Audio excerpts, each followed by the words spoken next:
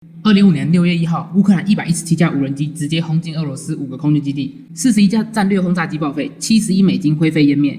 每开坦克没发飞弹，靠一批藏在货柜木板里的无人机，以4300公里外直接开炸。你以为这是武力吗？错，这是结果导向的战争设计。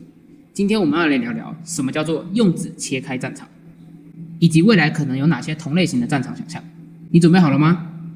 这不是一部军武介绍片，这是一部脑洞军武介绍片。让我们开始吧。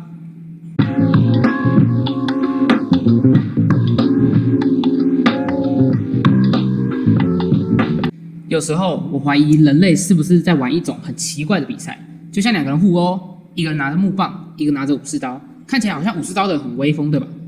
光闪闪的，还能切铁如泥。但你想想，打赢这场架的目的到底是什么？是要让对方倒地不起呢，还是要拍给人看说你刀比较帅？那我问你，如果两个人都倒了，一个是被木棒打趴的，一个是被刀砍倒的，结果不是一样吗？可是整个人类文明现在却花几十年几百亿在研究那把更闪的刀，花大钱造战斗机、坦克、极音速飞弹，像在打 RPG 一样凑套装。然后木棒呢，没人要研究，连改个握把都懒。因为呢，说白了，高价的东西才赚得到钱嘛。木棒太便宜了，卖不出个利润。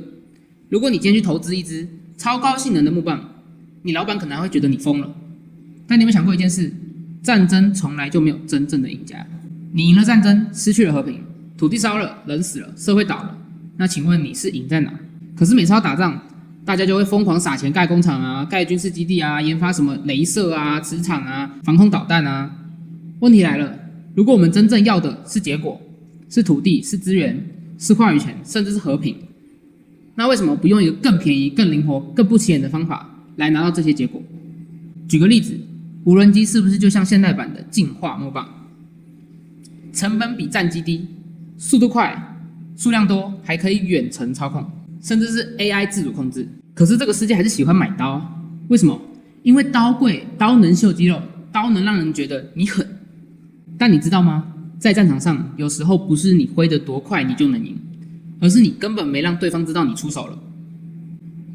所以我们要问的问题不是你刀快不快，而是你有没有想过根本不用刀也能结束战争。这就带我们来到下一阶段，蛛网行动。这场18个月的准备，就像一张纸切开整颗苹果的真实案例。好，我们刚刚说到战争的重点应该是什么？是要表演给谁看呢？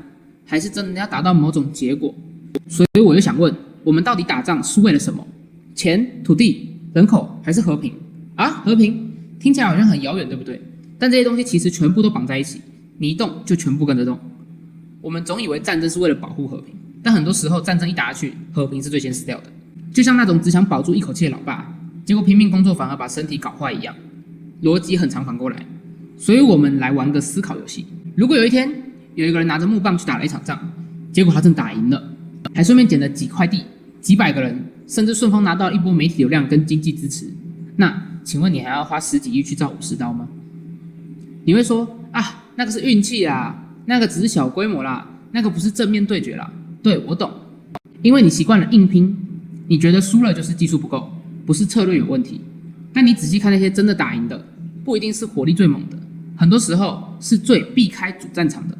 因为一场战争真正的胜利者，根本不是站在最后的那个人，而是最早从结果出发，把整场棋布局的好的人。这种打法，就像是你在考试前2个月就已经知道教授会考哪一题，然后只读那题。你说作弊？不，这叫战略。所以结果导向是什么？是你不再问我要怎么打赢，而是问我要什么结果，那怎样最容易拿得到？如果过程不重要，那我们干嘛在那边拼什么最贵的飞弹、最快的超音速？你以为人家在比硬题，其实早就在比逻辑。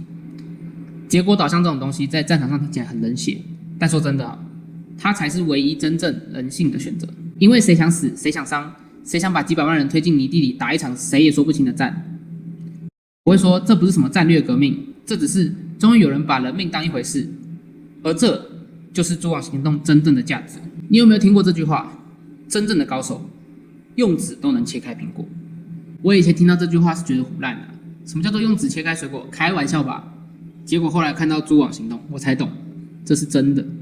这场行动花了18个月准备，不是打仗哦，是准备。这是什么概念呢？就像你每天假装在操场乱晃，实际上是为了某天能踹到警卫室旁的后门，直接潜进去拿考卷一样，够坏、够狠、够隐蔽。他们怎么做的？很简单，他们把117台无人机偷偷藏在俄罗斯的货车顶部，不是在边境部署，不是在地下机库，而是直接混进去，像寄生虫一样混在别人的物流里。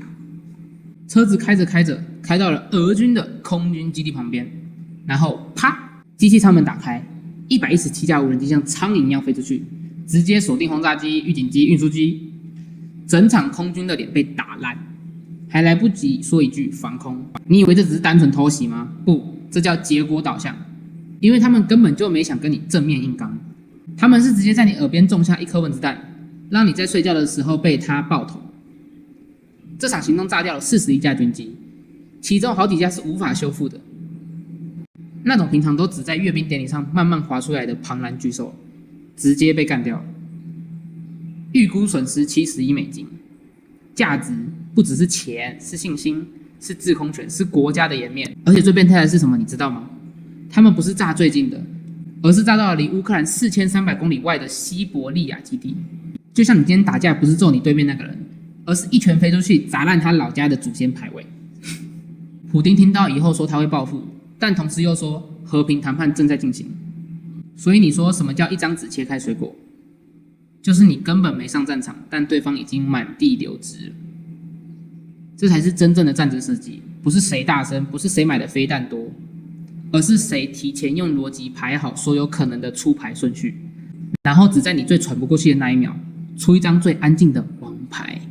这就是我说的结果导向的设计思维。因为战争本身就没有在跟你提人文道义，而是谁能够更快拿下领土与舆论导向，谁更有优势。过程如何一点都不重要，这是战场上最可怕也是最善良的一句话，好坏完全取之于出发者。那我们可以想象一下未来类似结果导向的战争形态。现阶段 AI 虽然很成熟，但对于 AGI 还有一段距离。但我们是否可以思考一些可能的应用？你有没有想过，为什么现在无人机天上飞，海上有无人艇，偏偏没有看到什么地上爬的刺客？因为人类有一种毛病，眼睛看不到东西，习惯性当作不存在。你家冷气多久没拆开清过？你车子引擎里，你保证没东西卡着吗？你家的窗帘杆、马桶水箱后面，你知道有多少灰尘吗？你家的窗帘杆、马桶水箱后面，你知道有多少灰吗？这些地方我们叫什么？忽略空间。你平常根本不鸟它，结果哪天出事才发现，干，原来里面住了一只虫，还给你装了颗炸弹。如果有一天真的有一条 AI 蠕虫，长得像电线一样，会自己爬进你家的气管里、坦克引擎里、军舰的涡轮机里，你他妈根本防不了，因为你就算拆开来看，也只会觉得，哎，这条线怪怪的，然后又把它接回去。等你发现的时候，你飞弹按钮早就被它改写了。你以为我在乱说？战场上有多少武器是每天检查的？哪个军官会天天拆自己坦克引擎，天天拆飞机座舱，天天拆冷气管道？不存在的啦。就像你家的薯片袋，你根本不会在意里面有没有被老鼠咬过。等你打开看到一半被咬过，你只会想，干，老鼠你真贱。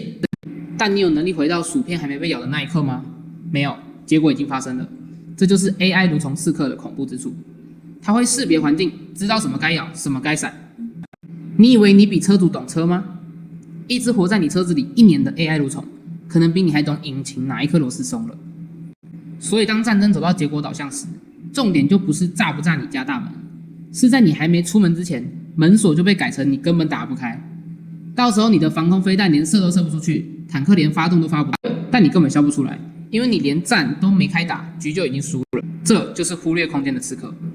我们刚刚讲完了蠕虫刺客，现在我们再聊一个更荒谬的东西——炸弹鱼。哈，炸弹鱼？你听到一定觉得鱼打仗要养鱼？对，就是养鱼，你没听错。你有没有看过海军的雷达萤幕？上面不是都有一堆点乱游吗？那些鱼群啊、乌贼啊，什么鬼都有。问题来了，谁会去在意一群鱼？你船快被炸了，也不会因为鱼群游过来就打开高能防空雷射吧？不会嘛，因为鱼是生物，是背景杂讯。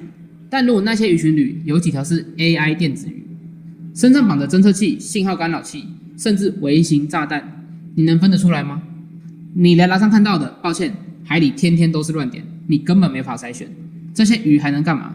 会洄游。生物习性你知道吧？鲑鱼洄游啊，或鱼类换季游动。你可以训练 AI 电子鱼学会鱼的行为，或者是利用鱼的习性把目标送达指定区域附近。所以当一群炸弹鱼准备回娘家过冬，你压根不会想到这场自杀攻击。到时候你海军基地一打开港口闸门，鱼进来，砰砰砰，直接炸烂你的防波堤、军舰底盘、通讯电缆。你说这样不公平？老实说，战场上哪有公平？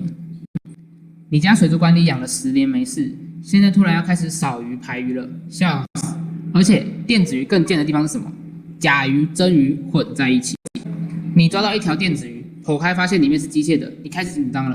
结果接下来连真鱼都开始，鱼类保育组织马上抗议，人道争议、国际新闻、舆论炸锅，你光处理这些就够你头大了。所以说，当战争逻辑从火力对轰转成结果导向，不是看你有多少舰队、多少飞弹，而是看你能不能预见那群看似无害的生物会不会游出一场战局。